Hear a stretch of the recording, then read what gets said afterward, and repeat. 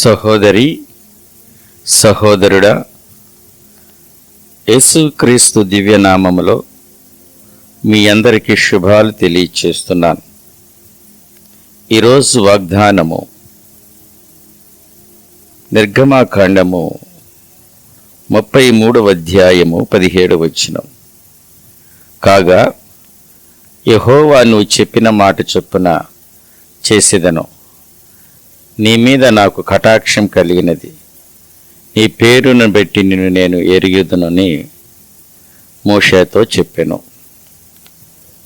విన్నారా దేవుని బిడ్డలారా?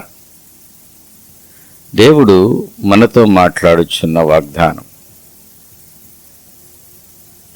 ఆయన అంటున్నారు, నీ మీద నాకు కటాక్షం కలిగినది, నీ పేరును బట్టి నిన్ను నేను ఎరుగుదును. ఈ వాగ్దానం వింటున్న మనందరికీ ఆయన వెనుకడిలో ఈ వాగ్దానము నెరవేర్చబడునుగాక. మన మీద ఆయనకి కటాక్షం కలిగిందట. కటాక్షం అంటే దయ, ప్రేమ, వాత్సల్యత, వీటన్నిటికీ పర్యాయ పదాలు. నిజంగా మన దేవాతి దేవుని సన్నిధిలో అహర్నిశలు మనం చేస్తున్న బతికిని, మన ప్రార్థనకు ఆయన జవాబు ఇస్తున్నాడు. ఆయన ఈరోజు పలుకుతున్న మాట, నీ మీద నాకు కటాక్షము కలిగినది, నిన్ను ఎరిగి ఉన్నాను, నీ పేరును బట్టి నిన్ను ఎరిగి ఉన్నాను. ఒక్క మాట మనం పరిశీలిస్తే, ఈ వాగ్దానం వింటున్న మీలో అనేక మంది గురించి ప్రభువారు అంటున్న మాట, నీ పేరును బట్టి మిమ్మును ఎరుగుదును, మీ మీద నాకు కటాక్షము కలిగినది. దేవుని కటాక్షము మన పరిస్థితులను మారుస్తుంది. దేవుని కటాక్షము మన సమస్యలన్నిటి నుండి విడుదలనిస్తుంది. దేవుని కటాక్షము మన జీవితాలలో అద్భుతాలు జరిగిస్తుంది. వింటున్నారా దేవుని బిడలారా? ఈరోజు ఈ వాగ్దానం వింటున్న మనందరికీ నెరవేరితే ఎంత బాగుండు. అసలు ఈ వాగ్దానం దేవుడు ఎవరితో చెప్పారు? ఈ వాగ్దానం ఎవరితో చెప్పబడిన మాట ఈరోజు మనతో చెప్తున్నారు అంటే, అలనాడు మనకిష్టమైన భక్తుడు మోషేతో ఆయన చెప్పిన వాగ్దానం. మోషేకి ఆ వాగ్దానం చెప్పడానికి గల కారణం, మోషేతో అంటున్నాడు, మోషే, నా ఇల్లంతటిలో నమ్మకమైన వాడు. ఈ మాట సంఖ్యాకాండము 12వ అధ్యాయము 7వ వచనంలో రాయబడిన మాట. నమ్మకమైన వాడు, అంత నమ్మకమైన వాడు కాబట్టి మోషే గురించి అంటున్నాడు, అతడు నేను ఎరుగుదును, చాలా నమ్మకస్తుడు. ఈరోజు దేవుని నమ్ముకున్న ప్రియమైన దేవుని బిడ్డలారా, మన ఇంటిలో నమ్మకంగా ఉంటున్నామా? మన వ్యాపారం దగ్గర నమ్మకంగా ఉంటున్నామా? ఉద్యోగం దగ్గర నమ్మకంగా ఉంటున్నామా? దేవుని సన్నిధిలో ఆయనను సేవించే విషయంలో, ఆయన్ని ప్రార్థించే విషయంలో నమ్మకముగా ఉంటున్నావా? నమ్మకముగా ఉన్నవారిని ఆయన ఎరిగిన దేవుడు. రెండవది, మోషేను ఎరుగుదును అనడానికి రెండో కారణం ఏమిటంటే, 12వ అధ్యాయంలోనే సంఖ్యాకాండము 3వ వచనం, మోషే భూమి మీద ఉన్న వారందరిలో మిక్కిలి సాత్వికుడు. అంటే దేవుని నమ్ముకున్న మనము సాత్వికంగా ఉంటే, మిక్కిలి సాత్వికంగా ఉంటే మన దేవునిని మనం తెలుసుకోగలుగుతాం. ఆయన మనం ఎరుగుతాడు. ఆయన అంటున్నారు, నేను ఎరుగుదును వాళ్ళని అని. ఎందుకంటే మన సాత్వికంగా ఉండాలి. సాత్వికత అంటే దీన మనసు, తగ్గింపు మనసు, అలాంటి సాత్వికమైన మనసు కలిగిన వారిని ఆయన ఎరుగుదుడు కలిగిన వారిని ఆయన ఎరిగి ఉన్నాడు. ఈరోజు మనం సాత్వికం కలిగి ఉందాం. మన తోటి వ్యక్తుల పట్ల ఎవరు ఏమైనా అనుకోనివ్వండి, మనం దీనులుగా వెళ్ళిపోదాం, సాత్వికులుగానే వెళ్ళిపోదాం. వారిని బట్టి మనం వారిలాగా మనం ఉండవద్దు. మనం సాత్వికులుగా ఉంటే ప్రభు అంటున్నారు, నేను వారిని.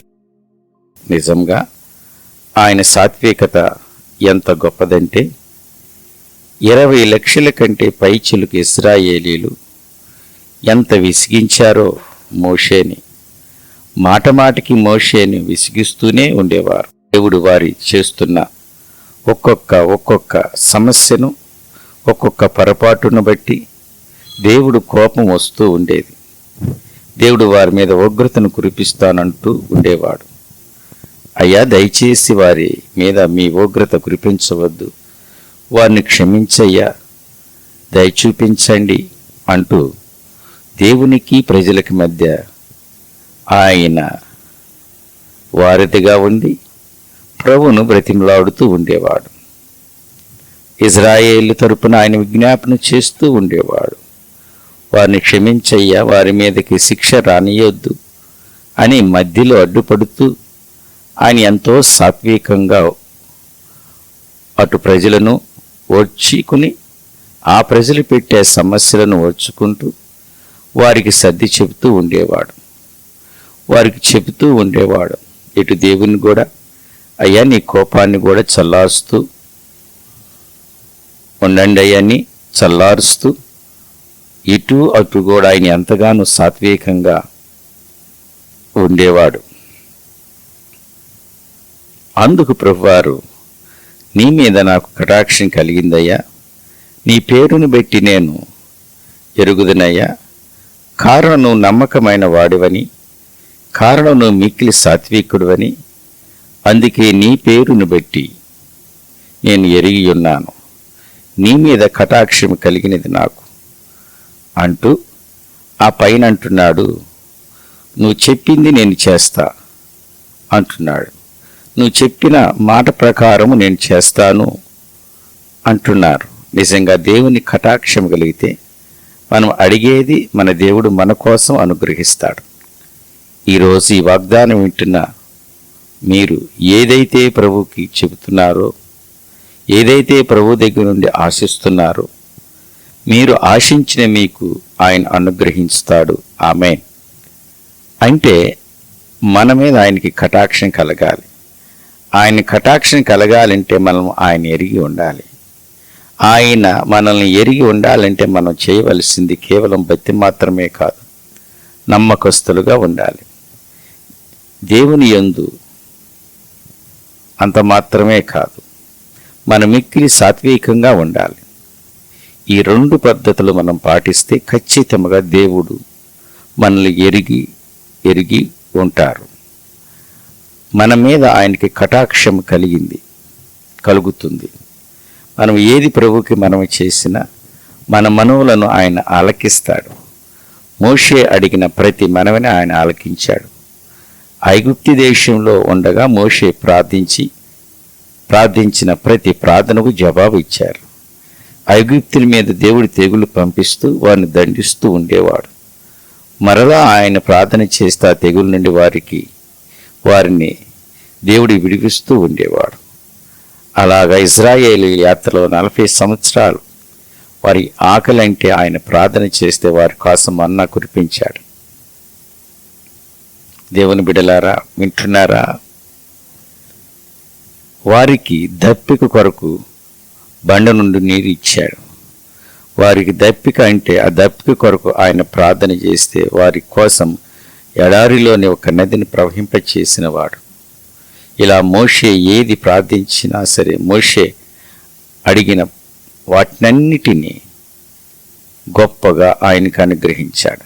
దేవుని బిడలారా, ఈరోజు దేవుని వాగ్దానం వింటున్న దేవుని బిడలారా, మనందరి మీద కటాక్షం కలిగిద్ది ఆయనకి. ఒక సేవకుడిగా మీ అందరికీ దేవుని కటాక్షము కలుగునుగాక. మనల్ని ఆయన ఎరుగుదురుగాక. మనం అడిగినది ప్రతిదీ ఆయన మనకు అనుగ్రహించునుగాక. యేసు నామములో ఈ వాగ్దానం మనందరి విడికిలో ఖచ్చితంగా నెరవేర్చబడునుగాక. మనం అడిగిన ఎన్ని మనకి ప్రభువారు యేసు నామములో అనుగ్రహించునుగాక. దేవుడు ఈ వాగ్దానాన్ని మన పట్ల స్థిరపరచబడునుగాక. రండి మనమందరం కలిసి ప్రార్థన చేసుకుందాం. కృపాసత్య సంపూర్ణుడా, ఆశ్చర్యకరుడా, ఆలోచనకర్త, బలవంతుడైన దేవుడా, నిత్యుడకు తండ్రి, ప్రేమ కలిగిన యేసురాజా నీకు స్తోత్రం. పరిశుద్ధమైన నీ బంగారు నామానికి నీకే స్తుతులు, స్తోత్రాలు. ఈ వాగ్దానాలు వింటున్న అయా ప్రియుల జీవితంలో తండ్రి, ఈ వాగ్దానాన్ని నీ కృప పెట్టి నెరవేర్చమని అడుగుతున్నాను. బిడ్డలు అడుగునివన్నీ ప్రభువా మీ కృపలో సమృద్ధిగా అనుగ్రహించండి. అయ్యా మా మీద మీ కటాక్షము కలుగులాగున సహాయం చేయండి. ఈ వాగ్దానాలు వింటున్న వారందరి మీద మీ దయ చూపించమని, కటాక్షం కురిపించమని, ప్రతి వ్యక్తిని ఆశీర్వదించి దీవించమని యేసుక్రీస్తు మహిమ కలిగిన ప్రశస్త నామంలో అడిగి వేడుకుని బ్రతిమలాడుచున్నాము తండ్రి, ఆమేన్. తండ్రి యొక్క ప్రేమ, కుమారుని యొక్క కృప, పరిశుద్ధాత్మిక సహవాసము మనకును సకల పరిశుద్ధులకును సదాకాలం తోడుండి నడిపించునుగాక, ఆమేన్. సహోదరి సహోదరుడా, ఈ కార్యక్రమాలు మీకు ఆశీర్వాదకరముగా దీవెనకరముగా ఉంటే మీరు పొందిన మేళలను, మీ యొక్క ప్రార్థనా విన్నపాలను కామెంట్స్ రూపంలో తెలియచేయండి. మీ కొరకు మేము ప్రార్థిస్తున్నాం. మీలో చాలామంది ఈ ఛానల్ని సబ్స్క్రైబ్ చేసుకుని అనేక మందికి షేర్ చేస్తున్నారు. దేవుని యొక్క సువార్తలో మాతో కలిసి పనిచేస్తున్న మీ అందరికీ హృదయపూర్వకమైన శుభాలను, యేసునామములో ఆశీర్వాదాలను తెలియచేస్తున్నాం. దేవుడు మిమ్మల్ని బహుగా దీవించునుగాక, ఆమేన్.